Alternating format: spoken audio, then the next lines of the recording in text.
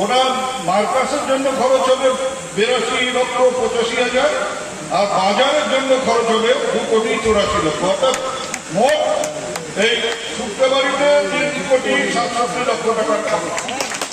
মার্কাসের জন্য যেটা খরচ হচ্ছে, মার্কাসের যারা দায়িত্বে আছেন তারা যেমন বলেছেন যে আমাদের এই কাজগুলো করে দিতে হবে, আমরা কিন্তু তাদের কথা মতনই সেই কাজ করছি। আমরা নিজেদের থেকে কোনো সিদ্ধান্ত গ্রহণ করিনি। কাজেই যা কিছু হচ্ছে সব এখানকার যারা সাধারণ মানুষ, যারা বাজারে আসেন, যারা মার্কাসের সাথে যুক্ত আছেন, সবার কথা শুনেই সেই কাজগুলো করা।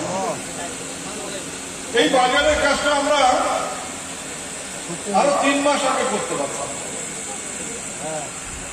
এই ওয়ার্ক অর্ডার কাজের যে শুরুর জন্য যে দপ্তরের থেকে ওয়ার্ক অর্ডার দেওয়া হয় সেটা 3 মাস আগে বেরিয়েছিল, কিন্তু তখন আমরা সিদ্ধান্ত নিই যে এই এলাকার অশান্তি যেভাবে হচ্ছে, এখানে একটা বাজারের কাজ হবে, সেই বাজারের কাজে আমরা খরচ করব 82,85,000 টাকা। আর এই মার্কাস মসজিদ যেটা শুধুমাত্র সারা জেলা না, উত্তরবঙ্গের মানুষের কাছেও আছে যা শুক্রবাড়ির মার্কাস। আমরা ভিন্ন ধর্মের মানুষ হলেও জানি যে সারা কুচবিহার জেলায় ইসলাম ধর্মাবলম্বী মানুষের শেষ কথা বলে শুক্রবাড়ি মার্কাস। এখান থেকে যে নির্দেশ আপনাদের কাছে পৌঁছয়, আপনারা সেটা অক্ষরে অক্ষরে পালন করেন, এটাই আপনাদের ধর্মে বলা আছে এবং সেইভাবেই আপনারা সেটাকে মেনে যান। এবং সেই মার্কাসের উন্নয়নের জন্য আমরা খরচ করছি 2,84,00,000 টাকা।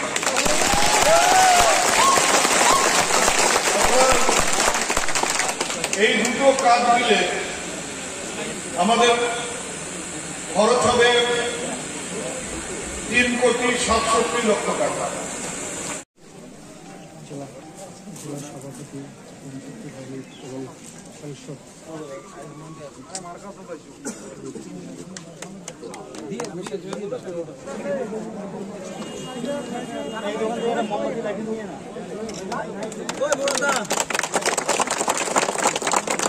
আর্থিক সহায়তায় 3,67,00,000 টাকা খরচ করে শুক্রবাড়িতে দুটো কাজ আমরা শুরু করলাম। একটা হচ্ছে শুক্রবাড়ি মার্কাসের উন্নয়ন, তার জন্য খরচ হচ্ছে প্রায় ৭৬ লক্ষ টাকা, ৮২ লক্ষ টাকা, এবং বাকিটা প্রায় ৩ কোটি টাকা খরচ হচ্ছে এই বাজারের সংস্কারের জন্য। প্রচুর মানুষ বাজারে আসে। এই বাজার এই এলাকার মধ্যে একটা গুরুত্বপূর্ণ বাজার। সেই বাজারে যাতে ক্রেতা বিক্রেতারা নানাভাবে তাদের কোনো সমস্যা যাতে না হয় কেনা বেচার ক্ষেত্রে, তার জন্য আমরা প্রায় ৩ কোটি টাকা খরচ করে এখানে উন্নয়ন করছি। অর্থাৎ এই শুক্রবাড়িতে আজকে আমাদের দুটো কাজ শুরু হলো, তার জন্য এই টাকাটা বরাদ্দ করা হয়েছে।